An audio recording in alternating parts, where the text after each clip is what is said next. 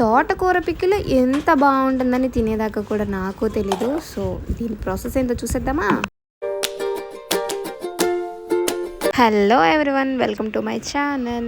So ఈరోజు video వచ్చేసరికి నేనైతే ఒక పికిల్ అయితే పడుతున్నాను. ఇది మా మమ్మీ రెసిపీ అనమాట. అది కూడా ఆకుకూరలతో. మీరు ఏదో గోంగూర అనుకుంటారేమో, కాదు, తోటకూరతో నేను పికిల్ అయితే చేస్తున్నాను.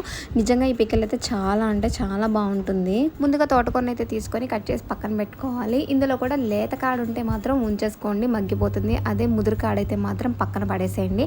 అదైతే మనం నూనెలో వేయించేటప్పుడు వేగదనమాట. మనం తినేటప్పుడు కూడా కొంచెం ఇబ్బందిగా ఉంటుంది.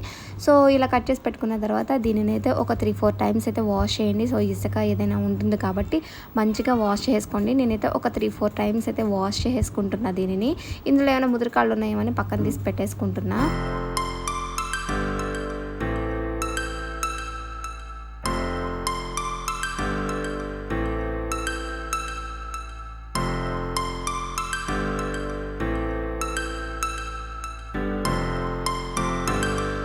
తోటకూరని బాగా వాష్ చేసుకున్న తర్వాత నేనైతే ఆరబెట్టుకుంటున్నా. ఫ్యాన్ కింద ఒక 2 అవర్స్ అయితే ఆరబెట్టాను. కొద్దిగా కూడా చెమ్ము ఉండకూడదు. కొంచెం చెమ్మున్నా కూడా పచ్చడి అయితే పాడైపోతుంది. సో అందుకని నేనైతే ఇట్లా ఆరబెట్టేసుకున్నా. అదేవిధంగా చింతపండును కూడా నానబెట్టేసుకొని ఉడికించి పక్కన పెట్టుకున్నాను అనమాట. సో ఇప్పుడైతే బాండీ తీసుకొని నేనైతే పోపుకైతే ప్రిపేర్ చేసుకుంటున్నా. ఎందుకంటే వేడివేడి నూనె అయితే పచ్చడిలో వేయకూడదు కాబట్టి నార్మల్గా పోపు ఎలా అయితే వేసుకుంటామో ఆ విధంగా పోపు వేసుకొని పక్కన పెట్టేసుకోవాలి. తర్వాత ఇంకొక బాండీ తీసుకొని జస్ట్ 2 టేబుల్ స్పూన్ ఆయిల్ వేసుకుంటే సరిపోతుంది.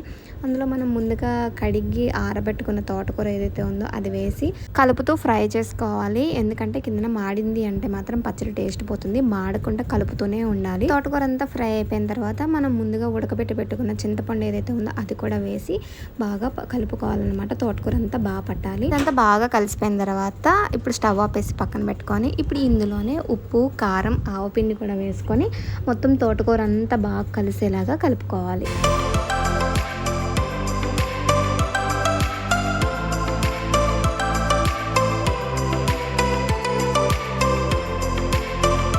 ఇందులోనే ఇంకొన్ని వెల్లుల్లి కూడా వేసుకున్నాము. టేస్ట్ అయితే చాలా బాగుంటుంది. పికిల్స్లో వెల్లుల్లి మాత్రం మెయిన్ అనమాట.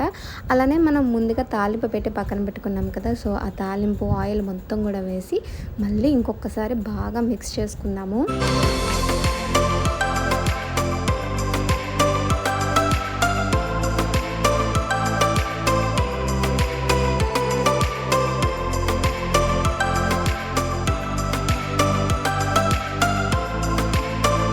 అయితే మనం పచ్చడి మొత్తం కలిపేసుకోవాలి. ఇలా కలుపుకున్న దాన్ని ఒక టైట్ కంటైనర్లో పెట్టి స్టోర్ చేసుకోవడమే.